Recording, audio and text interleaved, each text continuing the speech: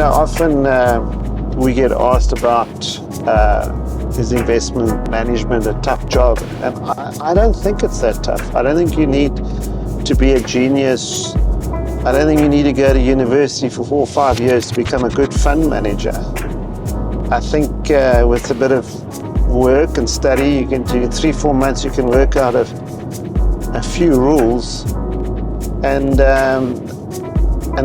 those rules are quite simple. First of all, I think temperament's quite important. Is that that you understand that the market is there to serve you.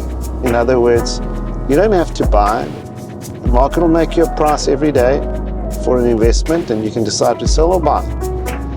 And once you work out that the market is there to serve you, you then can decide when to write the check out, or as they say in baseball, swing the bat for a home run. So temperament is very important. Obviously, you have to understand what you're doing, and when you look at an asset, you've got to know the economics of that asset and what its cash flows will look like from now to eternity of the lifespan of that asset. And once you do that, and you understand it, you can then value that investment at an appropriate rate. I like to think there's a payback. How long am I going to take to get my money back? And that's rational. And rational is the most important word in investments. You have to do things that are rational, and there's a common sense about it. And I think the small investor's got a huge advantage over large investors. And so if you have the character and the temperament to deal with the volatility of the markets, because it's a psychotic animal. For example, you might have an investment that you're looking at and it's $10 today, and the market's offering to you at $10, and a week's time it'll sell it to you for $8, and that's despite the economics of the asset not changing. So it's there to serve you. And what's really worked for Aylett Co is pessimism.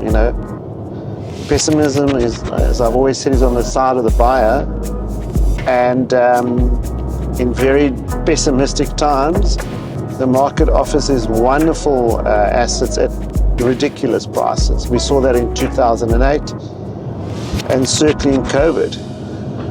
Another important maxim of investing or rule is staying out of trouble. Let the others make the mistakes. Let them go off the fairway, as we say in golf. And I think investing is not about only investing, but it's actually walking away. Charlie Munger had a wonderful a story where he talks about the in tray, the out tray, and the too tough tray. And be willing to accept that you don't know everything, and that put most of those investments in the too tough tray. Don't waste your time ever looking at that asset. And then look at what's in the in tray and value it. And if it's overpriced, don't pay. And because you don't want to overpay, because that really can ruin your returns. Rather, I believe, dismiss it. Another thing is, I think cash is important. There is this saying in the markets that cash is trash. It's a terrible asset. I like the optionality of cash. I like having a bit of cash on the sidelines. When should something go wrong, I can buy. If you're fully invested and the market's going to go down, they're going to take everything down. So cash is a great thing to have on the side. It's a great risk adjuster, I think.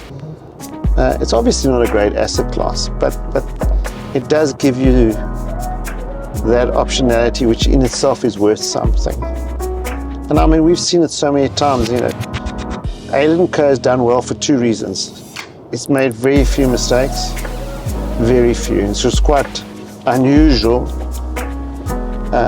compared to other fund managers. But I guess where we're different is that we're quite patient, and we'll wait 10 years for an investment to work out for us. And one of that was a company called RB Platts, which is probably the best investment we've made in our 19-year history. It's a platinum company. It was a junior miner. And typically what happened was we started looking at it, and It had a growth profile. It had production coming online over the next 5 years. It was a low-cost producer, and it was a metal that was needed in the world. In other words, not only jewelry, but for catalytic converters. And the market, time and time again, gave us opportunities to buy, for whatever reason, got nothing to do with the company, to buy the asset cheap. So it would go to $30 Rand, then fall back to 19, then go back to 60, and then come all the way down. Anyway, cut a long story short, we took it from say a 2% position in the portfolio, eventually became 10, I think. And the reason was we thought it was worth 150 Rand when we paid 30 Rand for it, not knowing when that would happen. But we thought the cash flows would come through, and it was quite an attractive asset to some other senior miners, like the other platinum companies which were either in decline. In other words, they were not producing enough iron ore, and they needed to get more production. And we thought one day RB Plats would come up for sale, and that's exactly what happened. And that was a very, very good investment. Mining is not a great business, but it was just, as we say in cricket, the ball just got bigger and bigger and bigger, and when the ball gets that big, your eye is in, and it's a no ball, you hit as hard as you can, and we did that. So that was RB Plats. And in similar vein, in COVID times, I mean, we really, really loaded up on every quality asset we could buy. And there were assets there that we couldn't buy in the past for 20 years because they were always overvalued. And that was a very profitable time for us. So, yeah, I think one mustn't be contrarian for the sake of being contrarian. I think that's stubborn investing. And I do think sometimes paying up for very good assets is a good idea. You want to buy quality. Companies that can have pricing power for their product or their service. We need it. We're prepared to pay up for it. They're good for the community, in a sense. And we can imagine what this company will look like in 5 to 10 years' time. That's a pretty good start.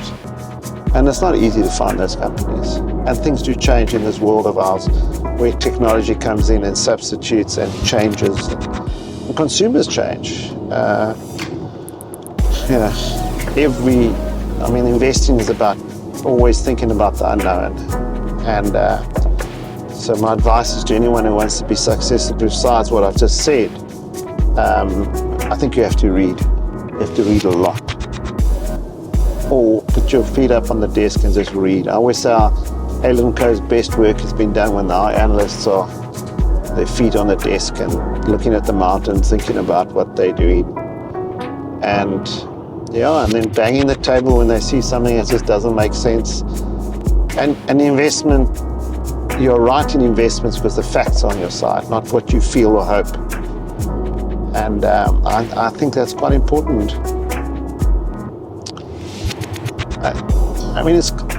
What really is difficult in this business is that trying to get clients that are long-term in their thinking. That's quite hard. Not enough people have saved enough money for retirement, so always looking for a quick fix. The financial advisor who introduces the client to you doesn't want to lose the clients, and sometimes they are forced to make decisions which I don't think are right for the client, but they have no choice. We at Aylett Co have decided to not follow that approach, in that we don't want to be the biggest fund manager. We like the idea of being small, having this low-cost ethos, and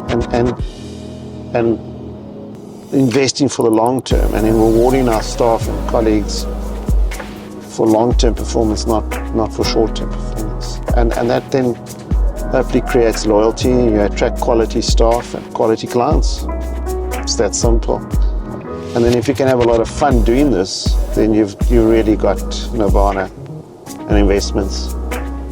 And it really is a privilege, this job, Think about it. You get given this capital from clients. You then go and research. You meet captains of industry. you get through all the rubbish that they tell you, and once in a while you find a very, very good idea, and you execute as much as you can. I mean, obviously we will make mistakes, and in this regard, I think it's a tough one, because there are things beyond your control, and you learn from your mistakes, and you hopefully don't make them again.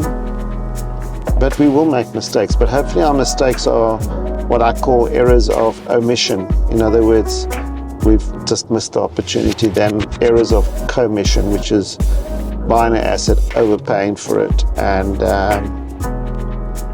then never getting your money back. At the very least, get your money back. Is what you paid. You might lose opportunity cost, that's fine. And learn how to ignore the noise. There's too much noise out there. And stop worrying about the stock market. It's more about the assets that you're looking at. Yeah, that's our story. It's a great story.